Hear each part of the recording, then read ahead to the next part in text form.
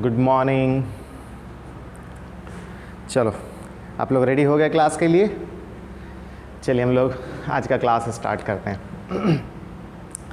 पिछले क्लास में हम लोग पढ़े थे कैटालाइटिक रिएक्शन का दो टाइप, होमोजीनियस कैटालाइटिक रिएक्शन और हेट्रोजीनियस कैटालाइटिक रिएक्शन। नहीं, कैटालाइटिक रिएक्शन हम लोग उस रिएक्शन को कहते थे जिस रिएक्शन में कैटालिस्ट उपस्थित हो। नहीं, कैटालाइटिक रिएक्शन हम लोग किसको कह रहे थे? जिस रिएक्शन में कैटालिस्ट उपस्थित हो। अगर कैटालिस्ट के बिना कीजिएगा तो वो रिएक्शन होगा, नॉर्मल रिएक्शन होगा, लेकिन अगर कैटालिस्ट उपयोग कर दीजिएगा तो वो रिएक्शन फास्ट होने लगेगा या फिर स्लो होने लगेगा। तो अगर किसी रिएक्शन में हमने कैटालिस्ट का उपयोग कर लिया तो उसको कैटालाइटिक रिएक्शन बोलेंगे। कैटालाइटिक रिएक्शन दो टाइप का हुआ था, एक होमोजीनियस कैटालाइटिक रिएक्शन और दूसरा हेट्रोजीनियस कैटालाइटिक रिएक्शन। नहीं, होमोजीनियस कैटालाइटिक रिएक्शन हम लोग किसको बोले? वैसा कैटालाइटिक रिएक्शन जिसमें जो रिएक्टेंट है, नहीं, एरो के पहले जो भी चीज़ होता था, जो चीज़ हम लोग लेते थे उसको रिएक्टेंट कहते थे। तो जो रिएक्टेंट है और जो कैटलिस्ट है, दोनों का स्टेट क्या होना चाहिए, दोनों का अवस्था क्या होना चाहिए? Same. Solid solid, liquid liquid. अगर रिएक्टेंट गैस है तो कैटलिस्ट भी गैस होना चाहिए। मतलब रिएक्टेंट और कैटलिस्ट का अवस्था, स्टेट अगर सेम हो गया तो हम लोग उसको क्या कहते थे? Homogeneous catalytic reaction. और दूसरा था हेट्रोजीनियस कैटालाइटिक रिएक्शन। और हेट्रोजीनियस कैटालाइटिक रिएक्शन किसको कहते थे? वैसा कैटालाइटिक रिएक्शन जिसमें रिएक्टेंट और कैटलिस्ट दोनों का स्टेट क्या हो जाता था? अलग अलग। यही एग्जाम्पल आप याद करो लास्ट में किए थे। नहीं, इसी से हम लोग लास्ट किए थे। तो देखिए ये रिएक्टेंट का जो स्टेट है वो क्या है? गैस है। बट ये जो कैटलिस्ट इस्तेमाल आपने किया था प्लैटिनम, इस रिएक्शन को फास्ट करने के लिए, तो इस कैटलिस्ट का स्टेट क्या है? सॉलिड, ठोस है। तो ये है हमारा गैस, लेकिन ये है सॉलिड। तो रिएक्टेंट और कैटलिस्ट दोनों का जो अवस्था है वो अलग अलग है। तो हम लोग बोलेंगे कि भाई ये हेट्रोजीनियस कैटालाइटिक रिएक्शन है। नहीं, इसमें भी देखिए रिएक्टेंट का स्टेट गैस है और कैटलिस्ट का स्टेट मतलब अवस्था क्या है? सॉलिड है। तो दोनों का स्टेट क्या है? अलग अलग है। तो इसको बोलेंगे हेट्रो, विषम, है ना, विषम, अलग अलग। तो दोनों का स्टेट अलग अलग है, तो हम लोग इसको बोलते थे कि भाई ये हेट्रोजीनियस कैटालाइटिक रिएक्शन है। हाँ, होमोजीनियस कैटालाइटिक रिएक्शन में जो कैटलिस्ट इस्तेमाल आप लोग करते थे उसको कहते थे होमोजीनियस कैटलिस्ट, और यहाँ पर जो कैटलिस्ट आप उपयोग कीजिएगा उसको कहिएगा हेट्रोजीनियस कैटलिस्ट। ये हम लोग पढ़ लिए थे। अब इसके आगे चलते हैं हम लोग। जैसा कि हम आपको बताए थे कि आज हम लोग पढ़ने वाले हैं कि कैसे कैटलिस्ट किसी भी रिएक्शन को फास्ट कर देता है। आखिर कुछ ना कुछ तो करता होगा, आखिर कुछ ना कुछ तो। हम तो डिफिनेशन में लिख लिए भाई कि हाँ, कैटलिस्ट वो पदार्थ है जो रिएक्शन में हिस्सा नहीं लेता है, लेकिन हाँ वो सिर्फ अपनी उपस्थिति से रिएक्शन को या तो फास्ट कर देता है, तेज कर देता है, या तो स्लो कर देता है। बट हम उस समय भी आपको बताए थे कि कैटलिस्ट के पास कोई मंत्र तो है नहीं भाई। क्या वो मंत्र पढ़ा रिएक्शन फास्ट, मंत्र पढ़ा रिएक्शन स्लो? साइंस में अगर है तो कुछ ना कुछ रीज़न तो ज़रूर होगा, बस हमको जानने का ज़रूरत है। तो आज हम बस वही जानना चाह रहे हैं कि आखिर कैटलिस्ट कैसे किसी भी रिएक्शन को फास्ट कर देता है। आखिर वो क्या करता है जिससे हमको बोलना पड़ता है कि ना ये रिएक्शन में हिस्सा नहीं लेता है, और ये भी बोलना पड़ता है कि ये देखो रिएक्शन को फास्ट कर दिया या स्लो कर दिया। नहीं, तो दोनों चीज़ हम लोग सीखने वाले हैं कि आखिर कैटलिस्ट का काम क्या है, कैटलिस्ट कैसे किसी रिएक्शन को फास्ट कर देता है, और क्यों हम बोलते हैं कि हाँ वो रिएक्शन में हिस्सा नहीं ले रहा है। ओके, चलो तो इसको हम हटाते हैं और अब नेक्स्ट टॉपिक की तरफ हम लोग बढ़ते हैं, और वो है एडजॉर्प्शन थ्योरी। और एक चीज़ और सुनना कि आज का क्लास जो है ना, वो जो थ्योरी है थोड़ा लंबा है। तो अगर ऐसे नॉर्मल तरीके से चलते तो हमको लगता है कि 1.5 डेढ़ घंटा करीब करीब लग जाता। तो उससे बचने के लिए हम क्या किए हैं, हम लोग थ्योरी को बहुत अच्छे से समझेंगे, ठीक है। और जो थ्योरी हम लिखने वाले थे, जो आपको लिखाने वाले थे, वो हिंदी और इंग्लिश दोनों में ना हम लैपटॉप में लिख दिए हैं। और फिर वो प्रोजेक्टर के थ्रू हम आपको यहाँ पर दिखा देंगे, आप स्क्रीनशॉट ले लोगे तो लिखने का जो उतना बड़ा थ्योरी का समय बिल्कुल बच जाएगा और क्लास सिमट के रह जाएगा। हमको लगता है कि 40 मिनट के अप्रॉक्स में हमको लगता है आराम से पढ़ लेंगे, जो कि 1.5 घंटा में हम लोग पढ़ सकते थे। तो यही चीज़, ये चीज़ ना अभी तो चलो हमको प्रोजेक्टर के थ्रू करना पड़ रहा है। जैसे आप 11th में करते थे, पीरियडिक टेबल में याद करो हम लोग प्रोजेक्टर का यूज़ किए थे, तो नॉर्मल यूज़ किए थे, बट जब हम लोग स्मार्ट बोर्ड लगा लेंगे आने वाले 5-6-7 दिन में, तो ये सब चीज़ ना बहुत मज़ा आने वाला है। एक तो नया नया ड्राइंग या फिर 3D व्यू, बहुत कुछ लोग आप देख सकते हो, प्लस ये सब जो झंझट है ना लिखने का, ये करने का, वो करने का, वो बहुत कुछ सॉल्व हो जाएगा। हम चाहें तो बहुत कुछ जो है पहले से उसमें हम डाल सकते हैं और फिर जिसमें ज़रूरत पड़ेगा उसको हम डिस्प्ले कर सकते हैं। हम चाहें तो वहीं पर सामने में लिख भी सकते हैं, मतलब बहुत फंक्शन है उसमें।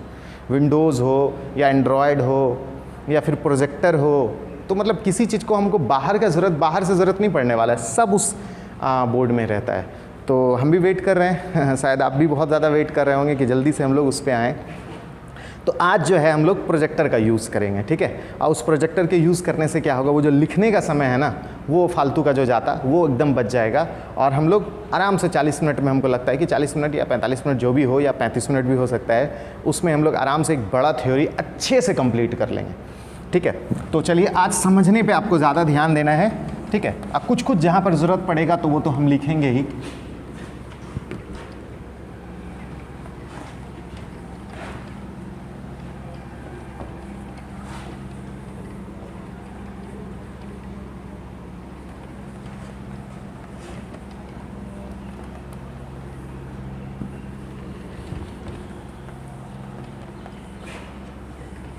स्टार्ट करते हैं हम लोग।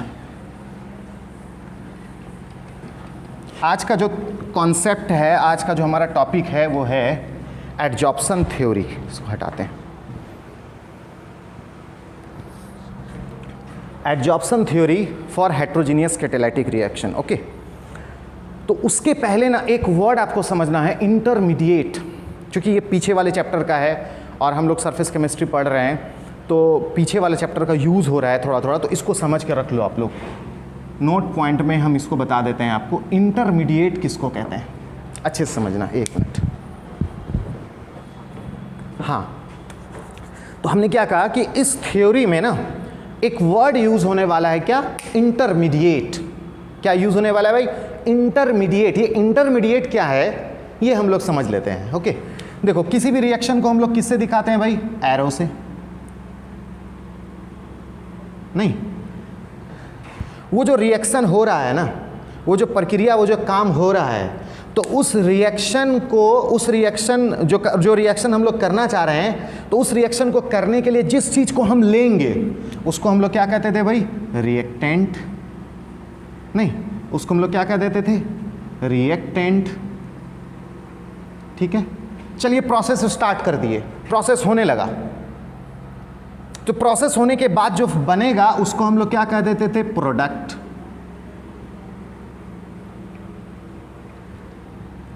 रिएक्शन होने के पहले जिस चीज को लेंगे वो रिएक्टेंट, जो बन जाएगा वो प्रोडक्ट। तो इंटरमीडिएट क्या है, गेहूं से आटा बन रहा है, ये एक प्रोसेस है, गेहूं से आटा बनना एक प्रोसेस है। तो वो जो गेहूं से आटा बन रहा है, तो हमने लिया किस चीज़ को, रिएक्शन होने के पहले हमने किस चीज़ को लिया, गेहूं को। तो गेहूं हमारा क्या हो गया, रिएक्टेंट। और मशीन चलने के बाद, प्रोसेस होने के बाद जो आटा बना उसको हम लोग क्या बोलेंगे, प्रोडक्ट। नहीं, तो इंटरमीडिएट क्या है, तो इंटरमीडिएट सुनना, वो सब्सटेंस, वो पदार्थ जो रिएक्टेंट और प्रोडक्ट के बीच में बनता है।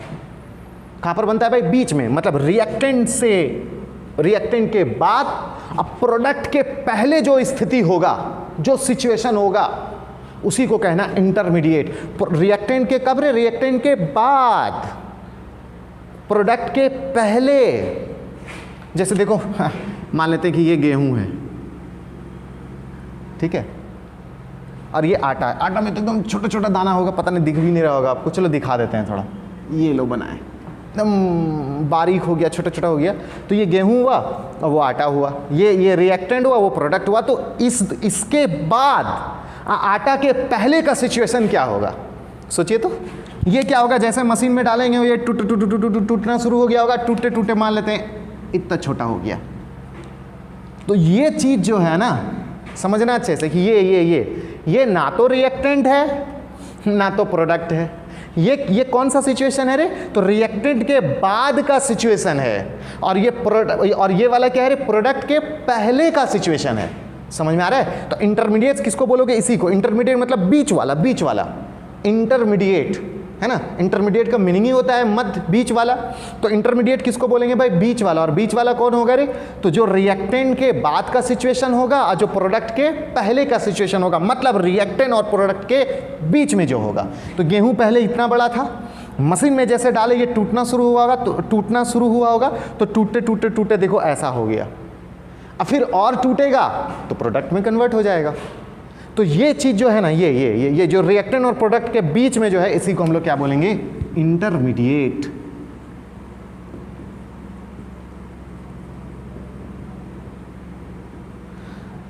तो आप समझ पाए इंटरमीडिएट किसको बोलोगे? इंटरमीडिएट किसको बोलोगे? तुम ही लोग बोलो। जो रिएक्टेंट और प्रोडक्ट के बीच का सिचुएशन होगा, जो रिएक्टेंट और प्रोडक्ट के बीच में बना होगा, मतलब रिएक्टेंट के बाद और प्रोडक्ट के पहले। एक चीज और सुनना, ये ना जनरली रियल नहीं होता है, इसको ना सोचना पड़ता है कि हाँ ऐसा हुआ होगा।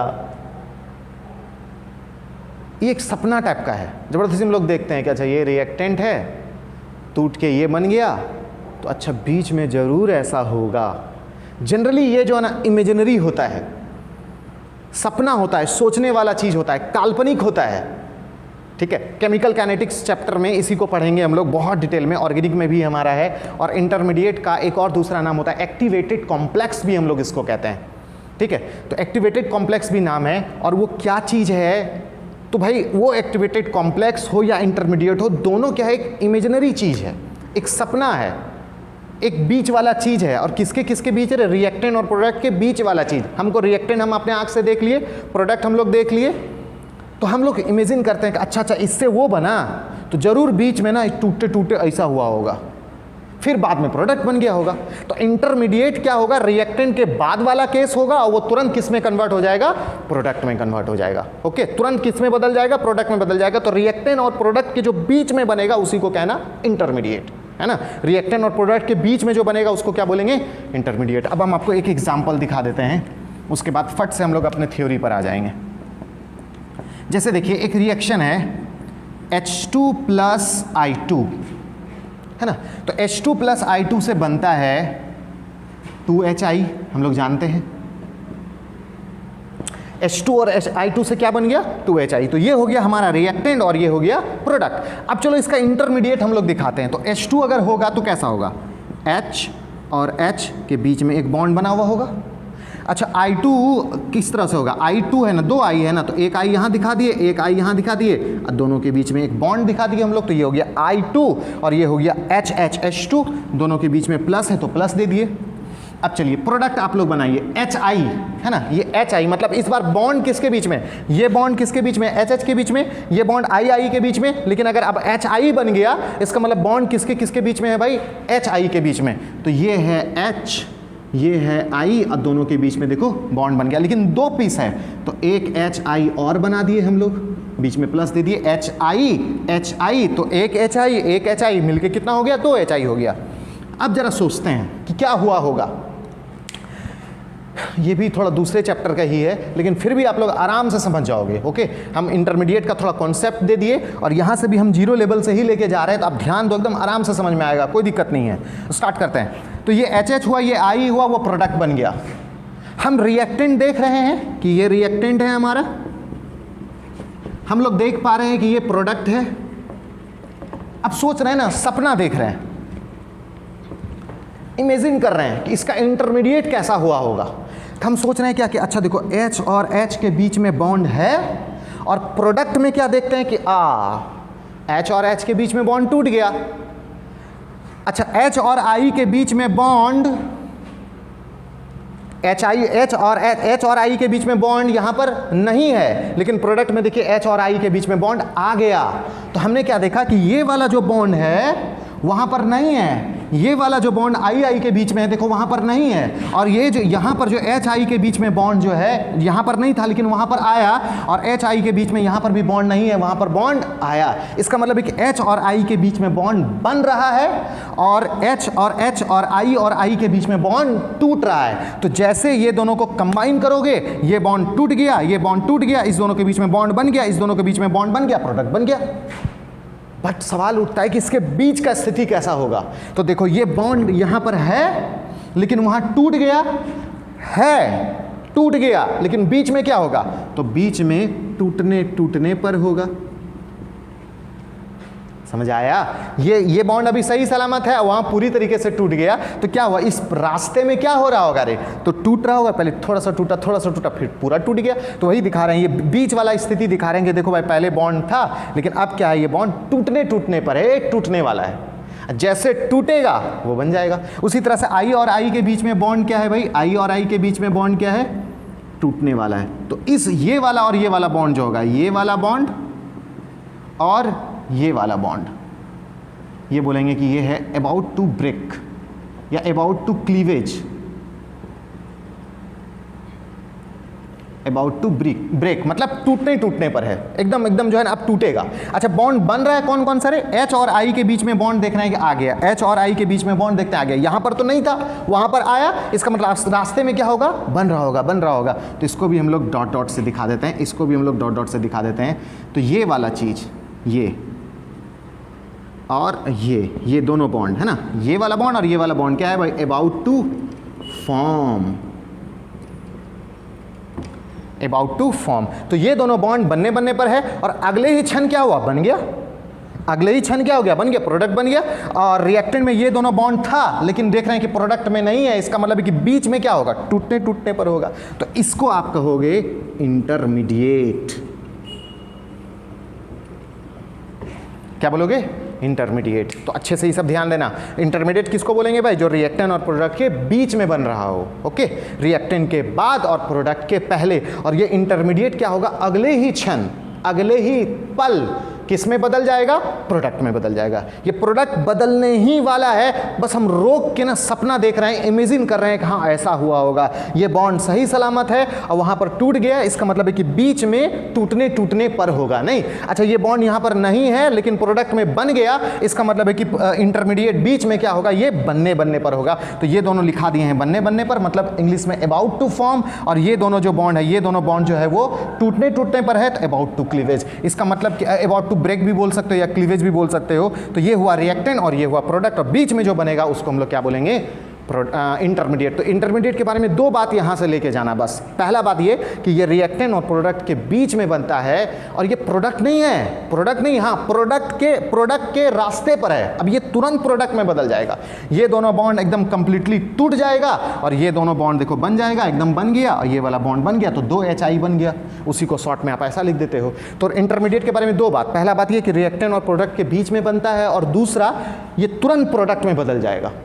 ठीक है, रिएक्टेंट और प्रोडक्ट के बीच में बनेगा और ये तुरंत किस में बदल जाएगा, प्रोडक्ट में बदल जाएगा। ये ध्यान रखिएगा, फिर से बोल दे रहे हैं, रिएक्टेंट और प्रोडक्ट के बीच में बनेगा और ये तुरंत किस में बदलने वाला है, प्रोडक्ट में बदलने वाला है। ओके, तुरंत ये प्रोडक्ट में परिवर्तित हो जाएगा। ये एक सपना है, इमेजिनरी चीज है जो हम सोचते हैं कि हाँ ऐसा हो रहा होगा रिएक्टेंट और प्रोडक्ट के बीच में, और ये तुरंत किस में परिवर्तित हो जाएगा भाई, प्रोडक्ट में परिवर्तित हो जाएगा। ओके, तो इंटरमीडिएट वर्ड जो हम लोग को यहाँ पर यूज होने वाला था इस थ्योरी में, वो हम आपको बता दिए। अब बहुत अच्छे से समझ गए होंगे, इसका स्क्रीनशॉट ले लो, फिर हम लोग उस थ्योरी पर आते हैं।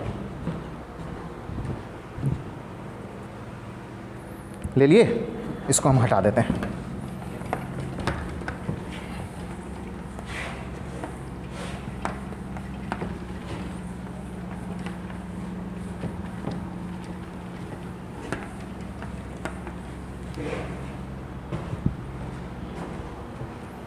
तो आज का थ्योरी हम लोग का है एडजॉर्प्शन थ्योरी फॉर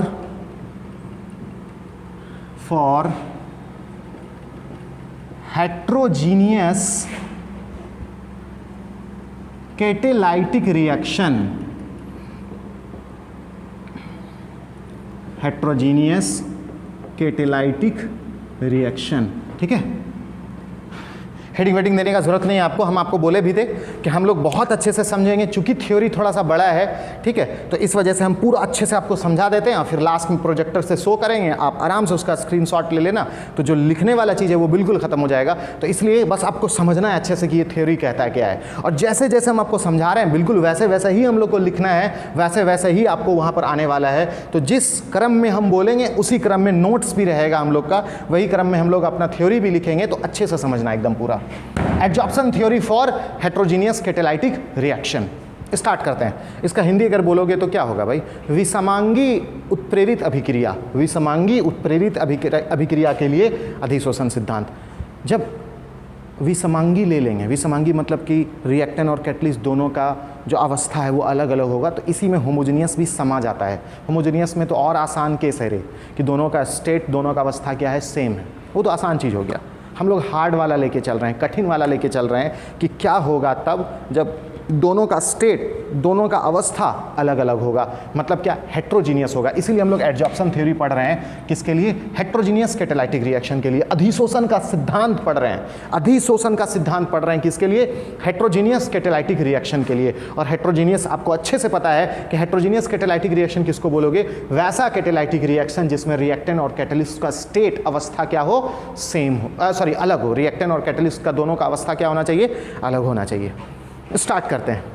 ये जो एडजॉर्प्शन थ्योरी है ना हेट्रोजीनियस कैटालाइटिक रिएक्शन के लिए, उसके बारे में सबसे पहला बात बोल भी रहे हैं और यही चीज़ हम लोग थ्योरी में भी लिखेंगे कि ये कैटलिस्ट के काम को एक्सप्लेन करता है। कैटलिस्ट कैसे रिएक्शन को फास्ट कर देता है उसी का वर्णन करता है। कैटलिस्ट का जो मैकेनिज्म है, मैकेनिज्म का मतलब होता है क्रियाविधि, क्रियाविधि का मतलब कैसे कैसे हुआ, पूरा डिटेल में काम बताइए आप। तो ये जो थ्योरी है हम लोग का वो कैटालाइटिक रिएक्शन, कैटालाइटिक रिएक्शन का मतलब क्या हुआ, जब कैटलिस्ट किसी रिएक्शन में आ जाता है, नहीं, जब कैटलिस्ट किसी रिएक्शन में उपस्थित होगा तो कैसे रिएक्शन के रेट को बढ़ा देता है, मतलब रिएक्शन, कैटलिस्ट का काम क्या है, कैटलिस्ट की क्रियाविधि क्या है, कैटलिस्ट का मैकेनिज्म क्या है, ये एक्सप्लेन करता है। तो इस थ्योरी के बारे में सबसे पहला बात यही सीखे हम लोग भाई कि ये थ्योरी हम लोग को खाना बनाना नहीं सिखाएगा, ये थ्योरी आपको कपड़ा धोना नहीं सिखाने वाला है। ये थ्योरी हमको बता रहा है कि कैटलिस्ट काम कैसे करता है, कैटलिस्ट रिएक्शन का स्पीड कैसे बढ़ा देता है, कैटलिस्ट की क्रियाविधि क्या है, कैटलिस्ट का मैकेनिज्म क्या है। क्लियर हो गया? तो सबसे पहले हम लोग क्या बोलेंगे भाई, this theory explains the mechanism of heterogeneous catalytic reaction और मैकेनिज्म ऑफ कैटलिस्ट। ठीक है, तो ये रिएक्शन कैटलिस्ट के काम का वर्णन करता है। अब कैसे समझिएगा, इसमें ना दो थ्योरी है, एक ओल्ड थ्योरी और एक मॉडर्न थ्योरी, दोनों थ्योरी है। तो हम दोनों एक एक करके आपको समझा रहे हैं, अच्छे से समझना। सबसे पहले ओल्ड थ्योरी। ओल्ड थ्योरी मतलब प्राचीन सिद्धांत। ओल्ड थ्योरी क्या कहता है कि सबसे पहले जो कैटलिस्ट होता है ना वो क्या करता है, किसी रिएक्शन में अगर आप इस कैटलिस्ट का इस्तेमाल करते हैं, तो ये कैटलिस्ट यहाँ दिखा दिए और ये प्रोडक्ट बनने वाला है। तो अगर किसी कैटलिस्ट को किसी रिएक्शन में इस्तेमाल करोगे ना तो ये कैटलिस्ट क्या करेगा, सबसे पहले रिएक्टेंट को अपने सतह पर संचित कर लेता है। इसके सतह पे काफ़ी छोटा छोटा छेद होता है जिसकी वजह से ये आराम से इसको अपने सतह पर क्या कर लेता है, संचित कर लेता है। किसको, रिएक्टेंट को। और अगर इसी कैटलिस्ट को तुम लोग किसी सॉल्यूशन में डाल दोगे, सॉल्यूशन में, तो हम लोग जानते हैं सॉल्यूशन में दो चीज़ होगा, एक सॉल्यूट और दूसरा सॉल्वेंट। सॉल्यूट जनरली हम लोग सॉलिड ले लेते हैं, जैसे चीनी, नमक, ये वो दोनों लिक्विड भी ले सकते हैं, लेकिन उसका केस यहाँ पर आपका वैलिड नहीं होगा। यहाँ पर हमको एक पदार्थ को सतह पर रखना है, तो सॉल्यूट आप जो है ना सॉलिड ले लीजिएगा और सॉल्वेंट आप लोग लिक्विड ले लीजिएगा। जैसे चीनी को, शुगर को हम लोग पानी में डाल रहे हैं, तो अगर कैटलिस्ट को अगर सॉल्यूशन में डाल दीजिएगा तो फिर तो ये सॉल्वेंट क्या होगा, सतह पर भी घुस जाएगा और पानी का कैटलिस्ट के साथ अंदरूनी भाग में भी चला जाएगा। तो जब दोनों जगह पे चल जाएगा तब तो फिर तो वो तो अधिशोषण हुआ नहीं, तो सॉल्वेंट का केस हम लोग देखेंगे नहीं, हम लोग किसका देखेंगे, सॉल्यूट। हाँ, सॉल्यूट चूंकि सॉलिड टाइप का है तो इसका अंदर जाने का चांस कम है, ये सतह पर फंस जाएगा। तो सॉल्यूट कहाँ पर आ जाएगा, सतह पर आ जाएगा। बात को समेटिए और यहाँ पर ध्यान दीजिए। वो क्या, ओल्ड थ्योरी कहता है कि सबसे पहले कैटलिस्ट ना क्या करता है, रिएक्टेंट को, रिएक्टेंट कब? जब तुम इस कैटलिस्ट को रिएक्शन में उपयोग करोगे, और सॉल्यूट कब? जब इस कैटलिस्ट को कहां पर डाल दोगे? तुम सॉल्यूशन के अंदर डाल दोगे। ठीक है, तो ओल्ड थ्योरी क्या कह रहा है कि सबसे पहले कैटलिस्ट किसी रिएक्टेंट या सॉल्यूट को अपने सतह पर क्या कर लेता है? संचित कर लेता है, अपने सतह पर खींच लेता है। और हम जानते हैं सतह पर लाना एडजॉर्प्शन है। सतह पर आना क्या होता है? एडजॉर्प्शन। और हमको यह भी पता है कि एडजॉर्प्शन कौन सा प्रोसेस है भाई? एक्सोथर्मिक प्रोसेस है, नहीं? और एक्सोथर्मिक प्रोसेस किसको कहते हैं? वैसा प्रोसेस जिसमें एनर्जी क्या हो जाता है? निकल जाता है। तो ओल्ड थ्योरी क्या कहा? सबसे पहले कैटलिस्ट क्या कहता है? रिएक्टेंट या सॉल्यूट को अपने सतह पर क्या कर लेता है? संचित कर लेता है। और चूंकि सतह पर संचित हो रहा है ना, तो हमको पता है सतह पर संचित होना एडजॉर्प्शन है, और एडजॉर्प्शन एक एक्सोथर्मिक प्रोसेस है। और एक्सोथर्मिक में क्या होती है? उष्मा उत्पन्न होती है, उष्मा यहां से निकलती है। तो तू सोच, जब कैटलिस्ट के सतह पर ये दोनों आएगा, तो जिस बर्तन में तुम इसको रखे हुए हो, कैटलिस्ट को और रिएक्टेंट को, या नहीं तो फिर कैटलिस्ट को और सॉल्यूट को, तो जब ये एनर्जी देगा बाहर रे, जब ये उष्मा देगा, जब ये हीट देगा, इसका मतलब है कि आपने चूल्हा जलाया भी नहीं है और आग लगना स्टार्ट। हाँ, इसमें हम लोग क्या करते? चूल्हा जला के अगर हीट देते ना, तब फिर इसको एनर्जी मिलता, उष्मा मिलता, इसका ताप बढ़ता। लेकिन उसके बिना ही क्या हो रहा है कि यहाँ पर देख रहे हैं थोड़ा थोड़ा गर्म होना स्टार्ट हो गया, थोड़ा थोड़ा इसका एनर्जी बढ़ना शुरू हो गया, थोड़ा थोड़ा इसका ताप बढ़ना शुरू हो गया। आप बोलोगे सर ये उष्मा आया कहाँ से? अरे वही जो रिएक्टेंट को और सॉल्यूट को जो ये अपने सतह पर संचित किया, जो अधिशोषण हुआ। अधिशोषण चूंकि एक्सोथर्मिक प्रोसेस है, तो एनर्जी क्या हो गया? रिलीज। क्योंकि हमको पता है जब भी अट्रैक्शन होगा, जब भी रिएक्टेंट इसके सतह पर संचित होगा, आकर्षित होगा, एनर्जी क्या होगा? निकलेगा। तो ये जो एनर्जी निकला है ना, इसी निकले हुए एनर्जी के कारण इस पूरे सिस्टम का, इस पूरे बर्तन का क्या हो रहा है? एनर्जी क्या हो रहा है? बढ़ रहा है ना? उष्मा क्या हो रहा है? बढ़ रहा है। हीट क्या हो रहा है? बढ़ रहा है। ताप क्या हो रहा है? बढ़ रहा है। और जब ताप बढ़ेगा, पूरा गर्म होने लगेगा, तो जो चीज़, जो पार्टिकल धीरे धीरे मोशन कर रहा था, वो तेजी से मोशन करने लगेगा। जो लेट में टूट रहा था, वो फटाक से टूटेगा नहीं, सारा चीज़ क्या हो जाएगा? फास्ट। तो जब टेम्परेचर फास्ट हो जाएगा, तो ये रिएक्शन का टूटने का, बनने का जो स्पीड है, वो क्या होने लगेगा? फास्ट होने लगेगा। मतलब रिएक्शन का जो रेट है वो भी क्या हो जाएगा भाई? तेज हो जाएगा। हाँ, एनर्जी नहीं देते तो फिर धीरे धीरे रिएक्शन होता, लेकिन चूंकि यहाँ पर एनर्जी आ गया कैटलिस्ट के निकालने, एनर्जी के निकालने के कारण, इस वजह से इस पूरे सिस्टम का ताप बढ़ गया। और ताप के बढ़ने से क्या हो गया? वही जो निकलने वाला उष्मा है ना, उसी निकलने वाले उष्मा से ताप बढ़ा, और ताप से फिर क्या हुआ? रिएक्शन फास्ट हो गया। क्योंकि ये जब ताप एक्स्ट्रा आ गया होगा, तो जो पार्टिकल सब थोड़ा धीरे धीरे मोशन कर रहा होगा, अब वो क्या कर रहा होगा? थोड़ा फास्ट करने लगेगा मोशन। जो लेट में टूटने वाला था, वो जल्दी टूट जाएगा। आप चावल बनाना चाह रहे हो यार, लेकिन चावल में आप पानी दे दो, चावल दे दो, और उसके बाद फिर क्या कर रहे हैं हम लोग? एकदम लो टेम्परेचर पर उसको रखे हुए हैं। तो आप समझ रहे हैं कि वो प्रोसेस कितना लेट होगा। लेकिन अगर आप तेज कर दो, तो जो प्रोसेस 30 मिनट में होने वाला था, वो प्रोसेस क्या होता है? फास्ट होकर 10 ही मिनट में हो जाता है। तो वो जो जिसमें आप चावल और पानी को मान लेते हैं कुकर में रख के, आप एकदम लो टेम्परेचर पर, एकदम लो फ्लेम में जब कर रहे थे, देख रहे थे बन ही नहीं रहा है, आधा घंटा हो गया, बन ही नहीं रहा है। क्योंकि उसमें प्रोसेस बहुत धीरे धीरे हो रहा है, मोशन जो पार्टिकल सबका जो है ना, वो बहुत धीरे धीरे हो रहा है। लेकिन जैसे फ्लेम तेज करते हो आप लोग, जैसे ज़्यादा हीट दे देते हो, तो वही प्रोसेस 10 मिनट में हो गया। रिएक्शन क्या हो गया? फास्ट। पार्टिकल का मोशन सब, गति सब क्या हो गया? फास्ट हो गया। जिसको टूटना था वो बहुत तेज़ी से टूटने लगा, और हमारा प्रोसेस बिल्कुल क्या हो गया? फास्ट। तो अब तुम देखो कि यहाँ पर आग हम लोग नहीं लगाए थे, हम लोग कुछ नहीं किए हैं, लेकिन कैटलिस्ट देखो इस रिएक्शन को फास्ट कर दिया। कैसे? एक बार फिर से रिकैप कर लीजिए। ओल्ड थ्योरी क्या कहा? सबसे पहले कैटलिस्ट रिएक्टेंट को या सॉल्यूट को क्या करता है? अपने सतह पर संचित कर लेता है। हो गया सतह पर संचित।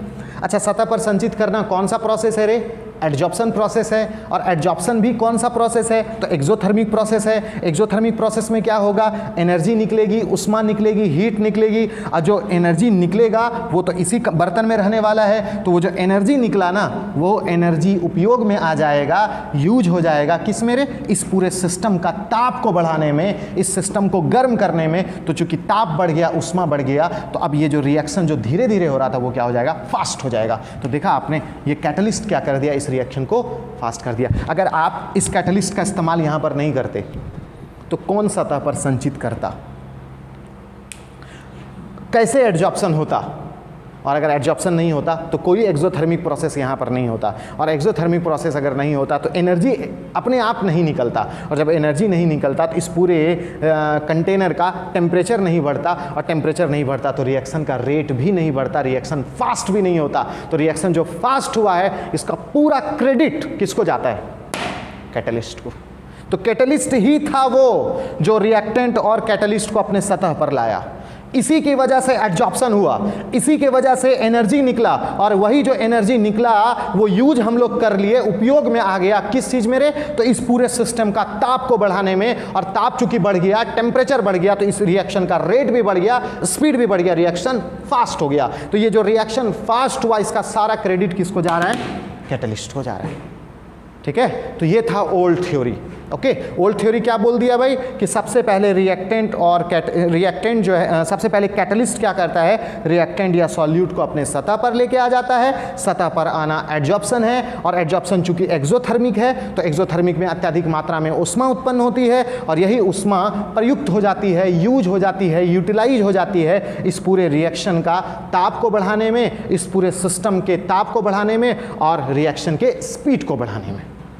ठीक है, ये हो गया ओल्ड थ्योरी। और ये जो भी चीज़ हम आपको बोले देखना, यही चीज़ हम लिखने वाले हैं।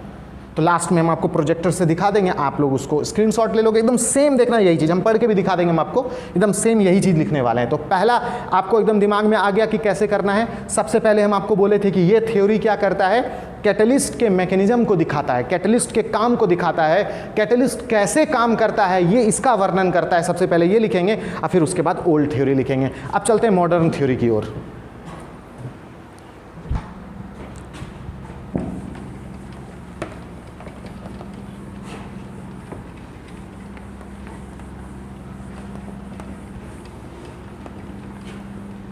इसको हटा ही देते हैं, थोड़ा सा हमको ज़्यादा जगह चाहिए।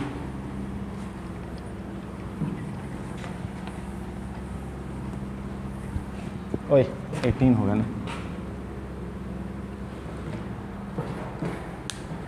देखो अब मॉडर्न थ्योरी क्या कहता है समझना तू। अब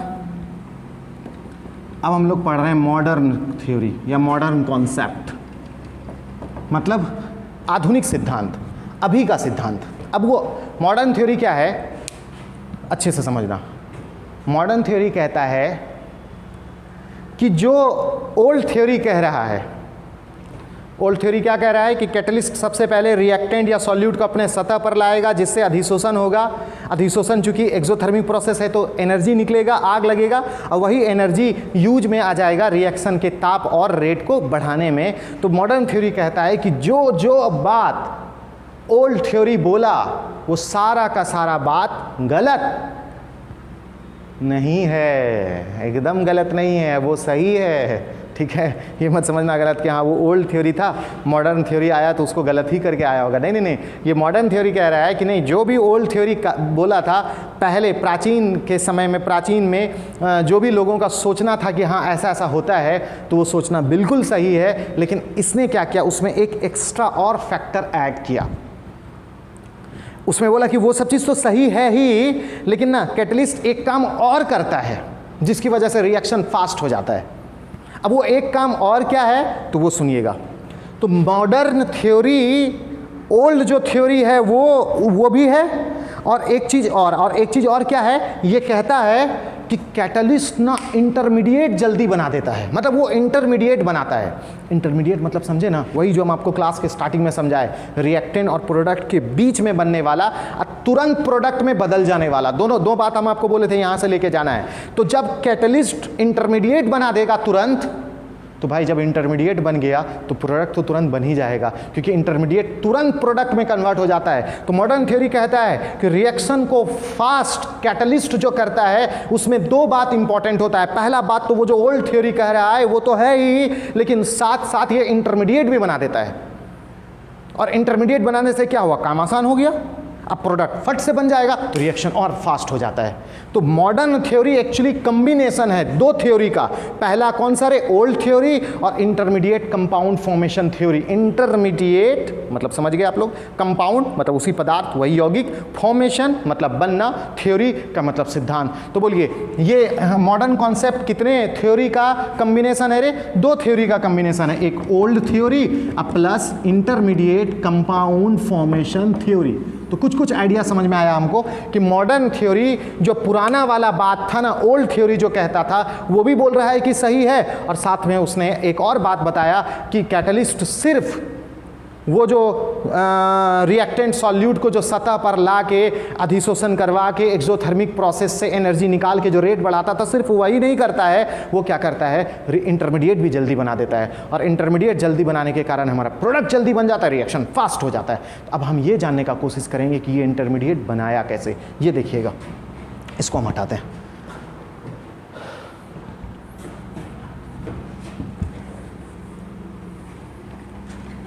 देखो अब मॉडर्न थ्योरी क्या कह रहा है भाई कि ये ओल्ड थ्योरी और इंटरमीडिएट कंपाउंड फॉर्मेशन थ्योरी का क्या है, कॉम्बिनेशन है। तो अब देखते हैं इसको। सबसे पहले ना ये कैटलिस्ट बना रहे हैं हम आपका, ये कैटलिस्ट है, थोड़ा ऊपर चले जाते हैं, ये हमारा कैटलिस्ट है मान लेते हैं। ये क्या है, कैटलिस्ट। अच्छे से समझना, ये सारा फिगर हम बना दिए हैं, ठीक है, वो लैपटॉप पे हम आपको बना दिए हैं ताकि जो है हम बस समझाएं आपको बहुत अच्छे से, इतना अच्छे से समझ लो कि आपको याद हो जाए। अब वो जो लिखने का मेरा जो टाइम है ना वो वहाँ से चला आएगा, तो आप एकदम कंसंट्रेट करो इस पर, लास्ट में हम लोग वहाँ पर देख ही लेंगे। ये हुआ कैटलिस्ट, ठीक है। अब दो रिएक्टेंट ले लेते हैं, एक ए और एक बी। ये दोनों है रिएक्टेंट, अच्छे से समझना। ये क्या है, कैटलिस्ट, और ये क्या है, रिएक्टेंट, ए और बी। अभी देखो ए अलग है और बी अलग है। अगर ए और बी के बीच में बॉन्ड बन गया, ए और बी अगर कंबाइंड हो गया तो बोलेंगे कि प्रोडक्ट क्या हो गया, बन गया। नहीं, अभी ए और बी देखो, ए प्लस बीच में दिया है ना, मतलब ये दोनों बिल्कुल अलग चीज़ है, लेकिन जब इस दोनों के बीच में बॉन्ड बन जाएगा तो तू बोल देना कि हाँ प्रोडक्ट बन गया, ठीक है। तो ये हुआ हमारा कैटलिस्ट और ये हुआ हमारा क्या भाई, रिएक्टेंट।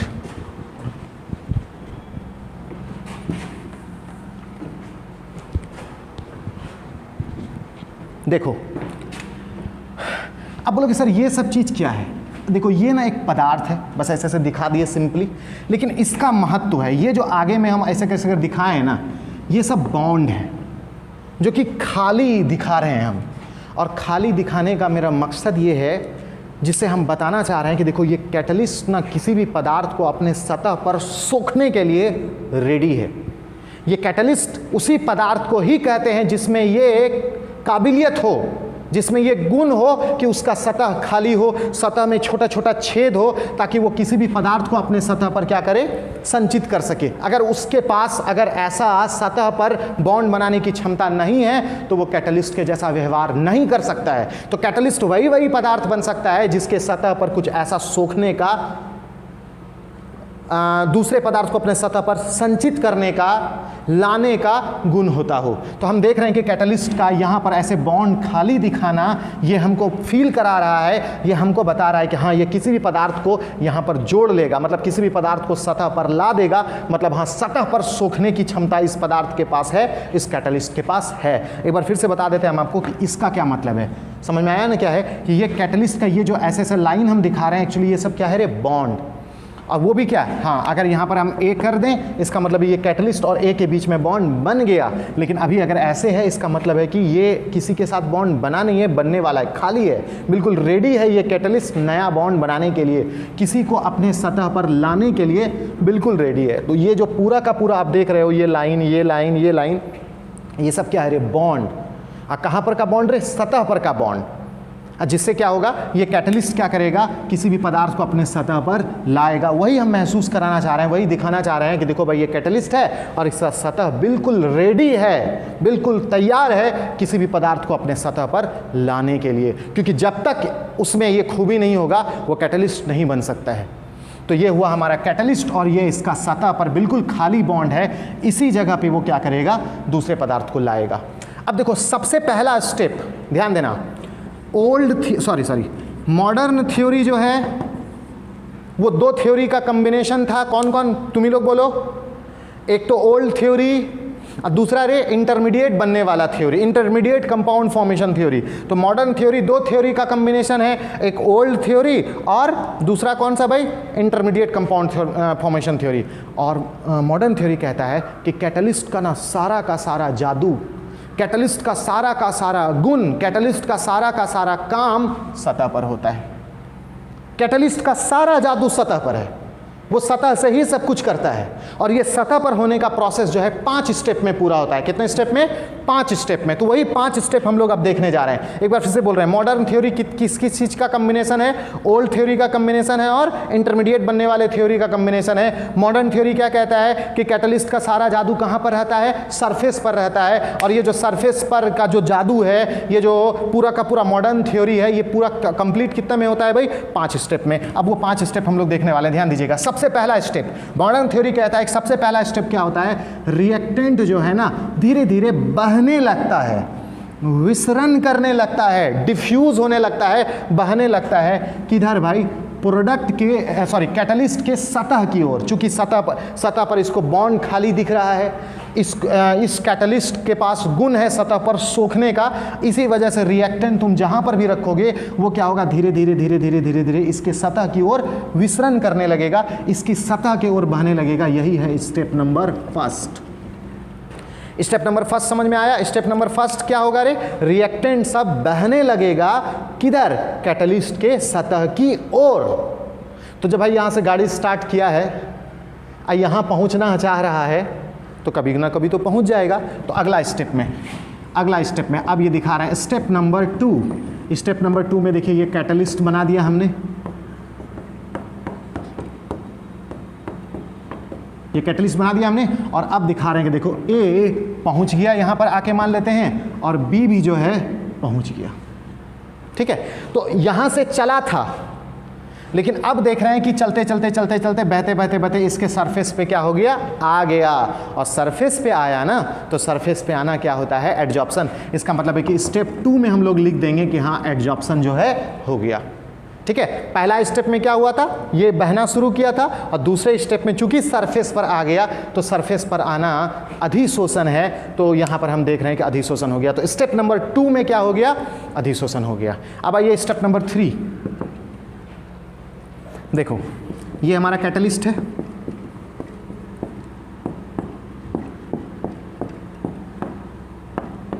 ठीक है, ये कैटलिस्ट है, सतह इसका खाली है, ए यहां पर आया है और बी यहां पर आया है। पहला स्टेप में रिएक्टेंट क्या हुआ? कैटलिस्ट की सतह की ओर बहा, बहते क्या हुआ? सतह तक पहुंच गया और सतह पर आ गया। इसका मतलब हम लोग बोल दिए कि एडजॉर्प्शन हो गया। तो दूसरे स्टेप में एडजॉर्प्शन हो गया।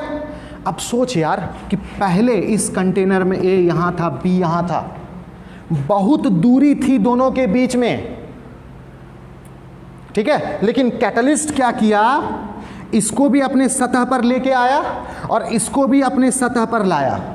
और सतह पर लाने के कारण क्या हुआ? ये जो ए और ये जो बी है ना, इस दोनों के बीच में डिस्टेंस बहुत कम हो गया। पहले डिस्टेंस ज़्यादा भी हो सकता है, बहुत ज़्यादा भी हो सकता है, थोड़ा कम भी हो सकता है, लेकिन कैटलिस्ट ने क्या किया? इसको भी अपने सतह पर लाया, इसको भी अपने सतह पर लाया। तो सतह पर लाने से क्या हुआ रे? दोनों के बीच में जो डिस्टेंस है ना वो बहुत कम हो गया। और जब इस दोनों के बीच में डिस्टेंस अगर कम हो गया, तो इस दोनों के बीच में बॉन्ड बनने का चांस बहुत ज़्यादा हो जाएगा। तो मतलब इस दोनों के बीच में देखो अब बॉन्ड बनने लगा। और ये कारनामा कौन किया? कैटलिस्ट। कैटलिस्ट ही था वो जो इसको बहाया अपने सतह की ओर, कैटलिस्ट ही था वो जो अपने सतह पर लाया, कैटलिस्ट ही है जिसकी वजह से ये दोनों नजदीक आया। और कैटलिस्ट के कारण चूंकि नजदीक आया, तो इस दोनों के बीच बॉन्ड बन रहा है। देख रहे हैं ना, सारा काम कैटलिस्ट कर रहा है। तो ये दोनों के बीच में बॉन्ड बनता, ए और बी था, नजदीक था, बहते आता, बनता, टाइम लगता, लेकिन ये कैटलिस्ट क्या किया? उसको फटाक से बॉन्ड बना दिया, तुरंत सतह पर सोखा। इस दोनों के बीच में नजदीकियां बढ़ी, ये दोनों नजदीक आया, और नजदीक आने से क्या हुआ? दोनों के बीच में बॉन्ड बन गया। लेकिन हाँ, ये बोलोगे सर प्रोडक्ट बन गया तब? ना, प्रोडक्ट नहीं है। अरे ये ए और बी जो है ना बिल्कुल अलग रहेगा ना, तब उसको कहना प्रोडक्ट। लेकिन हम लोग क्या देख रहे हैं यहाँ पर कि ए और बी है, लेकिन ए और बी के साथ ये पूरा का पूरा कैटलिस्ट जुड़ा हुआ है। तो प्रोडक्ट तो दिख रहा है, लेकिन पूरा प्रोडक्ट अभी नहीं बना है। हाँ, प्रोडक्ट बनने पर है। कैसे, कब बनेगा प्रोडक्ट? जब बिल्कुल ए बी अलग हो जाएगा तब बोलेंगे देखो प्रोडक्ट है। लेकिन अभी तो ये ए और बी किसके साथ है भाई, कैटलिस्ट के साथ जुड़ा हुआ है, तो इसलिए हम इसको बोलेंगे कि ये प्रोडक्ट नहीं है, हाँ लेकिन प्रोडक्ट बनने के रास्ते पर है, प्रोडक्ट बनने पर है, इस वजह से इसका नाम देंगे हम लोग इंटरमीडिएट।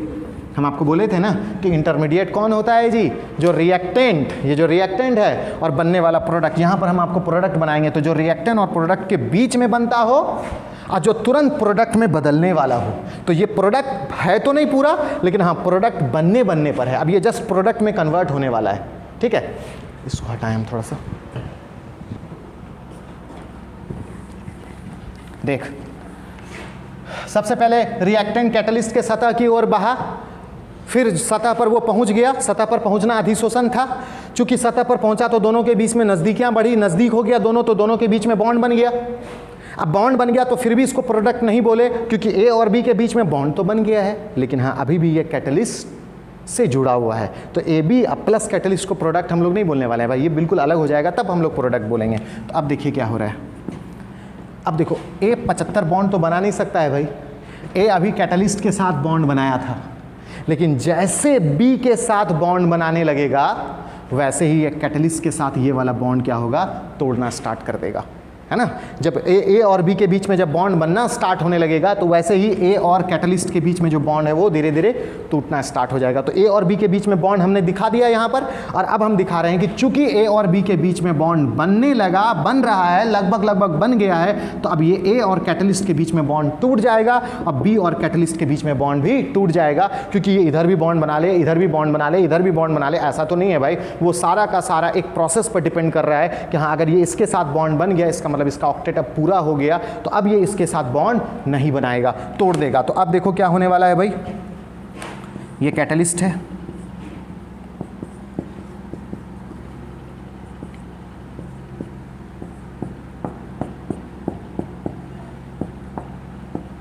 ये कैटलिस्ट बना दिए हम लोग। देखो ये प्लस नहीं है, ए और बी, यहां पर ए और बी के बीच में बॉन्ड नहीं था, तो अभी ए और बी के बीच में बॉन्ड बन गया, इसका मतलब ये एक्स्ट्रा बॉन्ड बना दिया, तो अब ये कैटलिस्ट के साथ बॉन्ड क्या करेगा, धीरे धीरे तोड़ देगा। और यही तो कैटलिस्ट चाहता भी था कि तुरंत जो है आप बॉन्ड क्लीवेज करके बॉन्ड तोड़ के आप निकल जाओ। तो ए और बी, ये ए और बी बना दिए, और ए और बी के बीच में ये जो बॉन्ड है ना, ये बॉन्ड को हम लोग ऐसे दिखा देते हैं, ए और बी के बीच में ये वाला जो बॉन्ड है इसको ऐसे दिखा दिए, और ये वाला बॉन्ड टूट गया, ये वाला बॉन्ड टूट गया तो इससे अलग दिखा दिए, और ये वाला बॉन्ड भी टूट गया तो देखो इससे अलग दिखा दिए, बीच में प्लस दे देते हैं हम लोग, तो ये आपका हो गया कैटलिस्ट।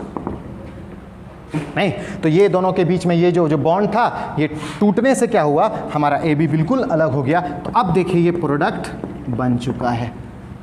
नहीं तो ये था रिएक्टेंट, ये दोनों के बीच में प्लस का साइन था, मतलब ये दोनों अलग था, लेकिन हाँ कैटलिस्ट क्या किया, इसको अपने सतह की ओर बहाया, फिर सतह पर लाया, फिर नज़दीक होने के कारण दोनों के बीच में बॉन्ड बना, तो दोनों के बीच में चूंकि एक्स्ट्रा बॉन्ड बन चुका था तो कैटलिस्ट के साथ वो बॉन्ड को तोड़ दिया, और कैटलिस्ट से जब जैसे ही वो बॉन्ड तोड़ा तो बिल्कुल अलग हो गया और प्रोडक्ट का रूप ले लिया। तो अब देखिए आपका प्रोडक्ट बन चुका है। नहीं अब जरा सा देखो तुम मज़ेदार बात कि यार तू अगर इसको पहला स्टेप को, ये हो गया आपका स्टेप नंबर कौन सा था रे, 3, नहीं, और ये हो गया स्टेप नंबर 4। तो अगर ठीक से देखो ना तो इसको यहां पर और यहां पर तो लगेगा कि कैटलिस्ट जैसा था बिल्कुल वैसे पड़ा हुआ है। नहीं मस्त बात, देखो इधर ध्यान दो, जैसा कैटलिस्ट यहां था नहीं लग रहा, कैटलिस्ट बिल्कुल वैसा ही है, और ए प्लस बी अलग अलग था, लेकिन देखो दोनों के बीच में बॉन्ड बन गया, तो लगता है कि कैटलिस्ट कुछ नहीं किया है, कैटलिस्ट ज्यों का त्यों पड़ा हुआ है, बस ये सिर्फ उपस्थित है और ये रिएक्शन को फास्ट कर दिया, प्रोडक्ट को जल्दी बनवा दिया। आप देख सकते हैं पूरा अच्छे से कि जैसा कैटलिस्ट यहाँ एकदम सीधा सपट्टा लग रहा है कि बिल्कुल वही चीज़ यहाँ पड़ा हुआ है, कुछ नहीं जानता है, 9 6 5 कुछ नहीं जानता है, ये कुछ नहीं किया है। लेकिन जरा सा ऐसा करके पूरा प्रोसेस अगर देखिएगा तब पता चलेगा, अरे यार सब करा धरा तो इसी का है, यही था जो इसको अपने तरफ बहाया, यही था जो सतह पर लाया, यही था जो दोनों को नज़दीक किया, दोनों के बीच में बॉन्ड बनाया और फिर लात मार के भगा दिया, भाग चलो भागो। तो देखो ये प्रोडक्ट को अलग कर दिया। तो अगर ऐसे देखोगे लगेगा कैटलिस्ट एकदम हूबहू पड़ा हुआ है, कुछ नहीं जानता है, वो जैसा था वैसे पड़ा हुआ है। और रिएक्टेंट जो है अपने आप प्रोडक्ट में कन्वर्ट हो गया, रिएक्टेंट को फास्ट कर दिया। लेकिन अगर इसको पूरा को देखिएगा तो लगेगा कि अरे ये पूरा का पूरा काम, पूरा का पूरा करा धरा किसका है? कैटलिस्ट का है। लेकिन चूंकि कैटलिस्ट जैसा इनिशियल, जैसा प्रारंभ में था, अंत में वैसा ही रह जाता है, इसीलिए हम लोग कह देते हैं कि हाँ, ये अभिक्रिया में हिस्सा नहीं लिया, ये खर्च नहीं हुआ और ये रिएक्शन को क्या कर देता है? फास्ट कर देता है। लेकिन ये सबसे बड़ा झूठ है। सामने में है आपका पूरा सच्चाई कि कैसे यही सबको बहकाया, कैसे सबका साथ रिएक्शन करवाया और फिर लास्ट में लात मार के प्रोडक्ट को भगा दिया और अपने आप को बोल रहा है हम तो एकदम पाक साफ हैं भाई, हम कुछ नहीं किए, हम कुछ नहीं जानते हैं, हम देखो जैसा थे बिल्कुल वैसा ही, लोग तो अपने आप रिएक्शन कर लिया है। लेकिन आपको पता चल चुका है कि ये कैटलिस्ट ही सब कुछ किया है। नहीं तो ये हो गया इंटरमीडिएट। और एक चीज़ इसको ना स्टेप नंबर 4 को बोलना डिसॉप्शन। क्यों डिसॉप्शन रे? क्योंकि देखो ये सतह पर आना एडजॉर्प्शन था, लेकिन अभी क्या हुआ है? सतह पर बॉन्ड टूटने के कारण सतह से निकल गया ना, तो सतह पर चूंकि सतह से निकल गया तो सतह पर से निकलने की प्रक्रिया को क्या बोले थे? डिसॉप्शन। याद करो, एडजॉर्प्शन क्या था? किसी एक पदार्थ का दूसरे पदार्थ के सतह पर आने की प्रक्रिया। और डिसॉप्शन क्या था रे? कि वही जो आया हुआ पदार्थ है उसके निकल जाने की प्रक्रिया। तो चौथा स्टेप में क्या हुआ? ये जो पदार्थ था, ये जो प्रोडक्ट का मॉलिक्यूल्स जो था, जब इसके बीच में बॉन्ड बन गया तो ये दोनों बॉन्ड जो एक्स्ट्रा था वो टूटने लगा। तो टूटने के कारण ये यहाँ इसके सतह से क्या हो गया? बाहर हो गया। और सतह से बाहर जाने की प्रक्रिया को क्या बोलेंगे? डिसॉप्शन। तो यहाँ से यहाँ आने को बोलेंगे कि डिसॉप्शन हो रहा है। नहीं, क्या हो रहा है? डिसॉप्शन हो रहा है। किसका भाई? ये जो प्रोडक्ट है ना, इस प्रोडक्ट का डिसॉप्शन हो रहा है, प्रोडक्ट सतह से बाहर जा रहा है। और यही सतह से जो बाहर गया ना, जिसकी वजह से क्या हुआ? इसका जो पूरा का पूरा सतह है फिर से खाली हो गया। और जैसे सतह फिर से खाली हुआ तो पता है क्या करेगा? ये फिर से नया AB को पकड़ेगा, उसको अपने सतह की ओर बहाएगा, सतह पर लाएगा, नजदीकियां बढ़ाएगा, बॉन्ड बनाएगा, फिर लात मार के भगा देगा। फिर अपना पाक साफ। फिर इसका सतह खाली हो जाएगा, फिर नया AB को पकड़ेगा, सतह पर लाएगा, फिर वो दोनों नजदीक आएगा, बॉन्ड बनाएगा, फिर लात मार के भगा देगा। ये प्रोसेस ये करता रहेगा तब तक जब तक कि लास्ट AB भी खत्म नहीं हो जाता है।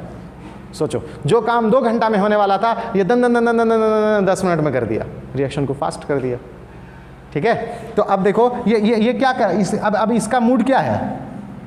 अभी इसको बनाया, ये फट से क्या करेगा? अब नया AB को पकड़ेगा, सतह पर लाएगा, नजदीक होने के कारण बॉन्ड बना। चूंकि A और B के बीच में एक्स्ट्रा बॉन्ड बना तो वो बॉन्ड टूट जाएगा, सतह से निकल जाएगा, सतह से निकल जाएगा। तो इस दोनों के बीच में देखिएगा एक और AB फट से ये बना दिया, तो ये AB इसको क्या करेगा? पुश करने लगेगा। नहीं समझ में आया क्या बोले रे?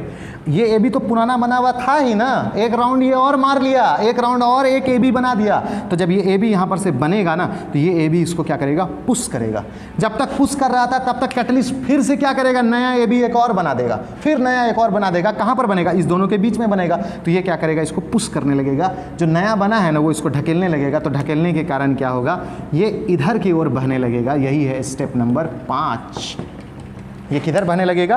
कैटलिस्ट के सतह से दूर की ओर बहने लगेगा। पहला स्टेप में कैटलिस्ट के सतह की ओर आया था, लेकिन इस बार क्या होगा? कैटलिस्ट के सतह से दूर की ओर जाने लगेगा। तो ये है मॉडर्न थ्योरी। मॉडर्न थ्योरी कहता है कि यही इंटरमीडिएट चूंकि जल्दी बना दिया ना।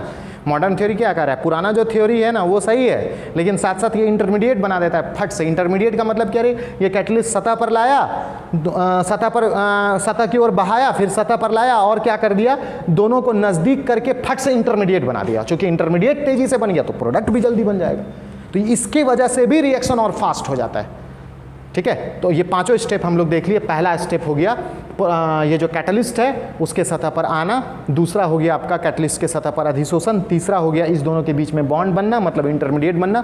इसको इंटरमीडिएट इसलिए बोल रहे हैं क्योंकि प्रोडक्ट हमारा ऐसा नहीं होगा, प्रोडक्ट बिल्कुल खाली होगा, ऐसा AB होगा, लेकिन ये कैटलिस्ट के साथ जुड़ा हुआ है। इसका मतलब है कि हाँ प्रोडक्ट बना तो है, मतलब बनने पर है, तो इसलिए इसको इंटरमीडिएट बोलेंगे। अगला स्टेप में क्या होगा? ये इसके सतह से निकल जाएगा, मतलब डिसॉप्शन होगा।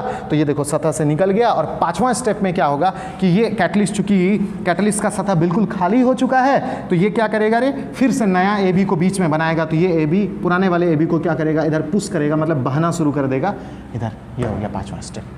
पूरा आप समझ गए? अब चलो हम लोग इसका थ्योरी देख लेते हैं। ठीक है, तो आप लोग स्क्रीनशॉट लेने के लिए रेडी रहना। हम प्रोजेक्टर ऑन करते हैं, ऑन किया हुआ ही है, बस सिर्फ हम उसको स्क्रीन को ऑन करते हैं और लाइट ऑफ कर देते हैं। क्योंकि नहीं तो फिर दिखेगा नहीं, काला काला लगेगा, हम तो थोड़ा सा एकदम अंधेरा लगेगा, पता नहीं हो सकता है हम दिखें कि नहीं दिखें, लेकिन हम थोड़ा थोड़ा समझाएंगे, आपको दिख जाएगा हमको लगता है। तो हम प्रोजेक्टर ये सब करके ला रहे हैं स्क्रीन पे, वो जो थ्योरी हम लोग पूरा समझे हैं उसको हम लोग देख लेते हैं। इसको हम हटा देते हैं, इसका ज़रूरत नहीं है, क्योंकि हम फिगर ना बना चुके हैं उसमें भी। तो आप ये फिगर चूँकि समझे हुए हैं ना, तो आप वहाँ से देख लीजिएगा।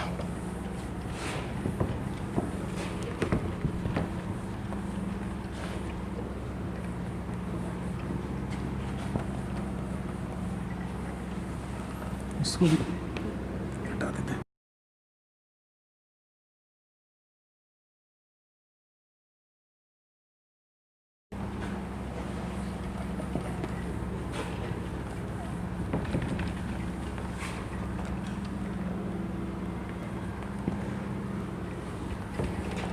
यहाँ पर थोड़ा साइन करता है, हम देखे थे प्रोजेक्टर को ऑन करके, तो यहाँ पर साइन करता है, इसलिए हम ना पूरा बोर्ड में नहीं दे रहे हैं, थोड़ा सा उसको साइड कर दिए हैं। प्रोजेक्टर का जो फोकस होगा ना वो थोड़ा सा उधर होगा, क्योंकि यहाँ पर साइन करेगा ना तो एक दो वर्ड आपको नहीं दिखेगा। हम बीच बीच में क्लास में भी देखते थे कि जैसे रिएक्टेंट लिखते थे, देखते हैं टी साइनिंग के कारण जा रहा था, तो इसलिए हम थोड़ा सा उस प्रोजेक्टर को उधर प्रोजेक्ट किए हैं ताकि कोई भी वर्ड आपको देखने में प्रॉब्लम नहीं हो। तो चलो हम लोग अब थ्योरी देख लेते हैं।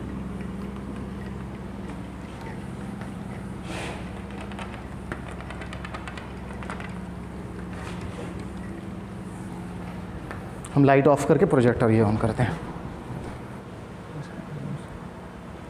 देखो आ गया है ना, पता नहीं हम दिख रहे होंगे कि नहीं दिख रहे होंगे पूरा अंधेरा हो गया है।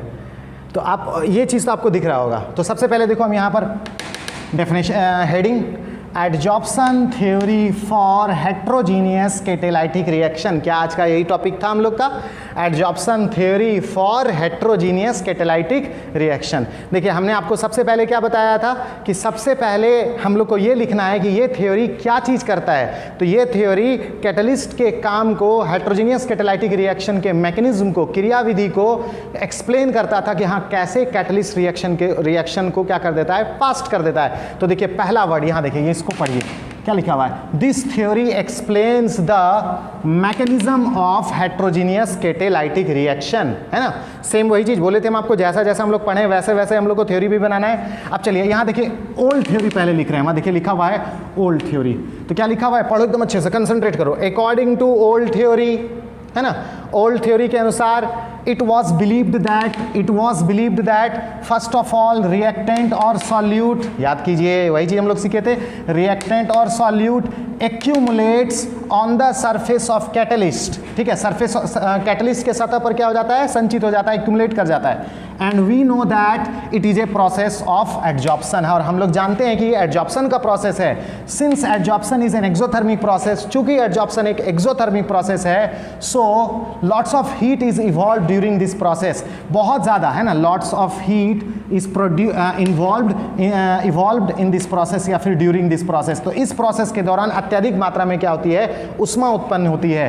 दिस इवॉल्व हीट, यही इवॉल्व हीट जो होता है, यही जो निकलने वाली उष्मा जो है वो यूटिलाइज हो जाता है, ये उपयोग में आ जाता है, प्रयुक्त हो जाता है किस मेरे, this evolve heat is utilise to increase the temperature, मतलब वो जो रिएक्शन का जो ताप है उसको बढ़ाने में उपयुक्त हो जाता है, और साथ साथ रेट, ठीक है। तो क्या लिख दिए भाई, this evolve heat is utilise to increase the temperature and rate of reaction. तो ये था हमारा बात किसका भाई, ओल्ड थ्योरी का। अब चलिए हम लोग आते हैं मॉडर्न थ्योरी की तरफ।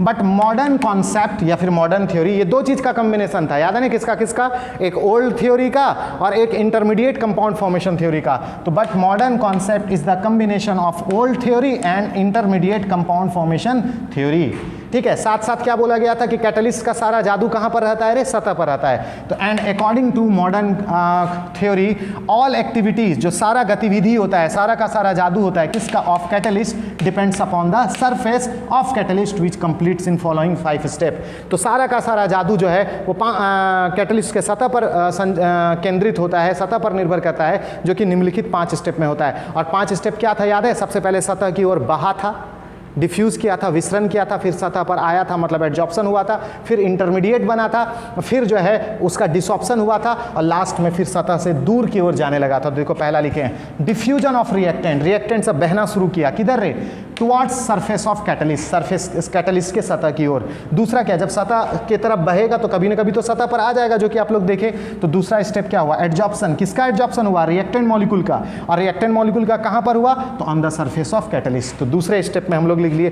थर्ड स्टेप में क्या हुआ भाई, जब आपका कैटलिस्ट जो है रिएक्टेंट जो है जब सतह पर आ गया था, तो अब जो दोनों के बीच में नज़दीकियां बढ़ गई थी और नज़दीकी बढ़ने के कारण दोनों के बीच में बॉन्ड बन गया, उसी को आप इंटरमीडिएट बोले थे, तो वही बोल दिए फॉर्मेशन ऑफ बॉन्ड। बॉन्ड का बनना हुआ किसके बीच में, between reactant molecules, reactant molecules के बीच में, या फिर कह सकते हैं फॉर्मेशन ऑफ इंटरमीडिएट, इंटरमीडिएट बन गया। जब इंटरमीडिएट बन गया था तो क्या हुआ था रे, ए और बी के बीच में एक्स्ट्रा बॉन्ड बन गया था, तो वो कैटलिस्ट के साथ बॉन्ड तोड़ के क्या हो गया था, निकल गया था। तो वही वाला स्टेप देख लो, और निकलने वाले को क्या बोलोगे, डिसऑप्शन। तो हम बोलेंगे क्या हुआ नेक्स्ट स्टेप में, डिसऑप्शन ऑफ प्रोडक्ट। प्रोडक्ट सब बाहर चला गया। अब प्रोडक्ट सब बाहर जाने से क्या हुआ, वो जो कैटलिस्ट का सतह है फिर से खाली हो गया, और खाली होने के कारण वो अगला रिएक्शन के लिए रेडी।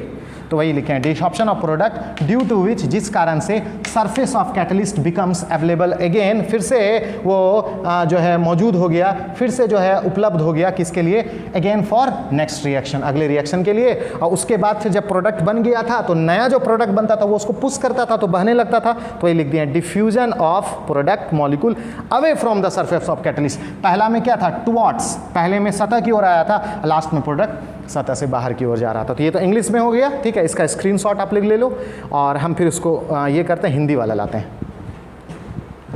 तब फिगर लाएंगे हम लोग। उसका स्क्रीनशॉट आप लोग लो,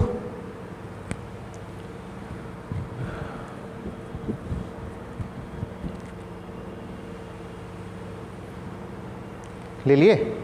इसको अब हटाते हैं हम।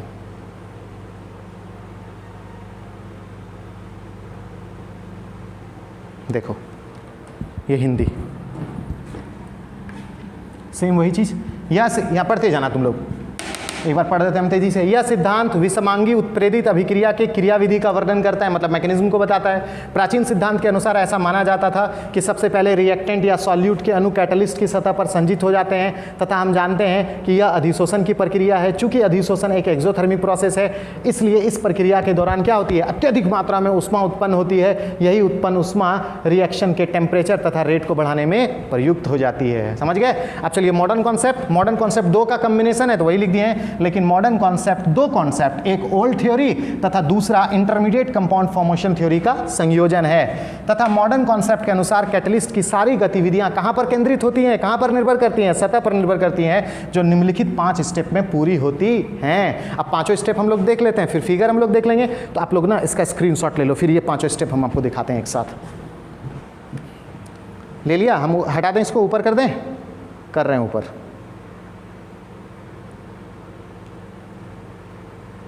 हो गया। अब पांचों स्टेप देख लो, वही सब।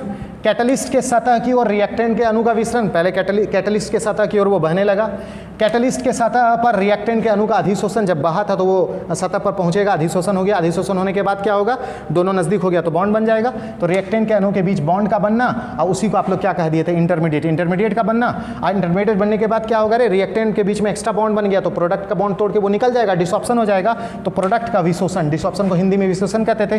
प्रोडक्ट का विशेषण, जिससे कैटलिस्ट के सतह का नेक्स्ट रिएक्शन के लिए फिर से उपलब्ध हो जाना। जिस जो निकल गया तो कैटलिस्ट का सतह खाली हो गया, अगले रिएक्शन के लिए फिर से वो रेडी हो गया। और लास्ट में क्या हो गया, प्रोडक्ट और ज्यादा दूर जाने लगेगा, कहां से रे, कैटलिस्ट के सतह से। तो वही लिख दिए, प्रोडक्ट के अणु का कैटलिस्ट के सतह से दूर की ओर विसरण। तो इसको भी आप लोग स्क्रीनशॉट ले लो, उसके पहले तो ले ही चुके थे, पूरा थ्योरी आपका बन जाएगा। उसके बाद फिगर दिखाते हैं। ले लिया आप लोग, हम हटा रहे हैं इसको, ऊपर भेज रहे हैं और फिगर अब ला रहे हैं।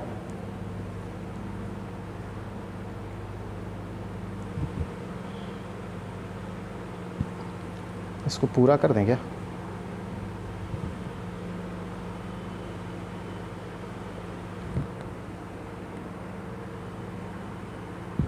पता नहीं, तुम लोगों के साथ साइन करेगा, वहां पर छोटा ही रखते हैं, यही ठीक है।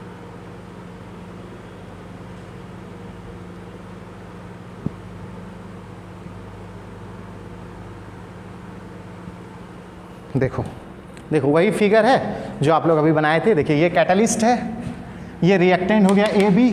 पहला स्टेप में क्या हो रहा है, देखो आ रहा है जो फिगर आप बनाए थे।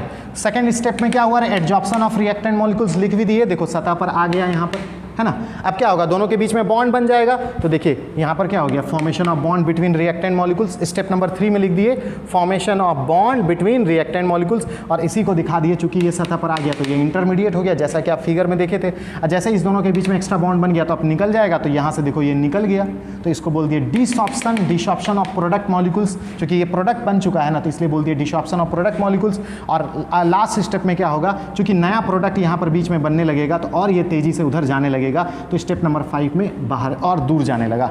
और लिख दिए एडजॉर्प्शन थ्योरी का फिगर है किसके लिए, हेट्रोजीनियस कैटालाइटिक रिएक्शन के लिए। समझ में आया। तो ये देखिए, हम इंग्लिश में भी हम लोग थ्योरी पढ़ लिए, हिंदी में भी थ्योरी पढ़ लिए, फिगर भी देख लिए। चलो इसका स्क्रीनशॉट ले लो आप लोग, ले लिए। चलिए, तो ये आज के लिए हम लोग इतना ही रहने देते हैं। पता नहीं हम दिख रहे हैं कि नहीं दिख रहे हैं, दिख रहे होंगे शायद। तो आज के लिए इतना ही रहने देते हैं, नेक्स्ट क्लास में हम इससे आगे बढ़ेंगे। ठीक है, आज के लिए इतना ही, मिलते हैं कल सेम टाइम 11 बजे। आज के लिए इतना ही।